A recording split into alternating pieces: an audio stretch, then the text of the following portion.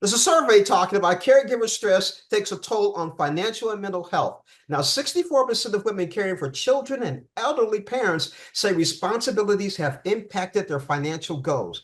Here to talk about it is St. Louis's own Lisa Peel, principal and head of financial planning, Edward Jones. Good morning, Lisa. How are you?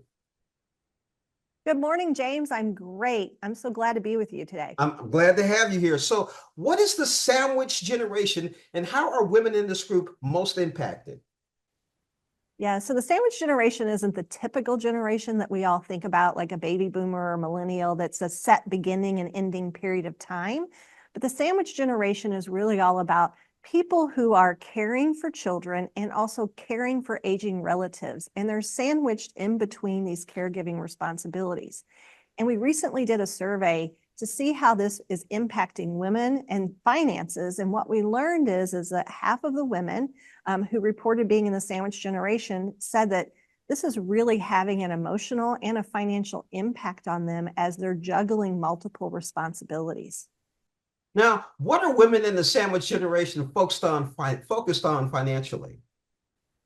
Yeah, so they're really focused on one, the day-to-day responsibilities and the cost of caregiving. And then secondly, they're really focused on running their households.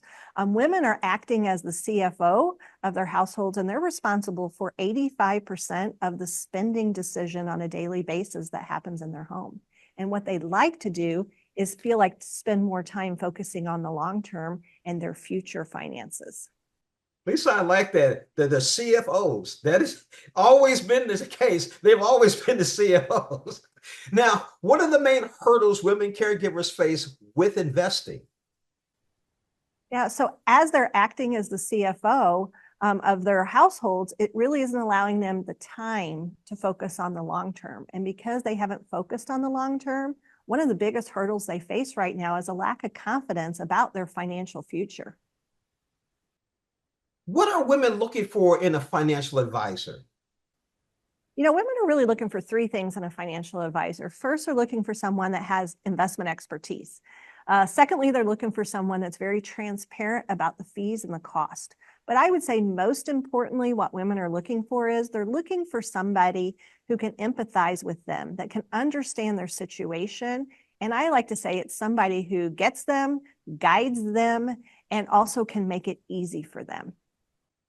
I always see women not only as CFOs, but also executive vice president in the home because they have to do so many things. It's just unbelievable. You got the children, you got taking care of the grandparents. Oh, here comes the husband. I got to handle him. You guys have a lot on your hands. A lot. And I personally went through this, especially last year. My mother had two open heart surgeries. My parents live out of state. My son was graduating from high school, and I have a job that I travel a lot. And it can be really stressful juggling all those things and really prioritizing those because at one point you feel like you need to be with your parent who is ill and you've got a kid who needs you. And it's a lot to handle at times. Lisa, just asking a personal question for other women out there who are kind of curious. How did you handle all that? Prioritization was one thing. And then really friends, looking to some of my friends to help. Obviously, my husband did help out a lot. But it really is about communicating with folks, asking for help. That's probably one of the biggest things I know I struggle with and women struggle with is really just asking for help. I like that. Now, where can our viewers go to learn more?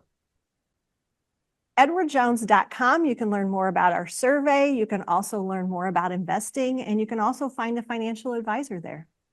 I've been speaking with Lisa Peel, principal and head of financial planning, Edward Jones, also the CFO for her own family. Thank you so much for joining us on Morning Blend.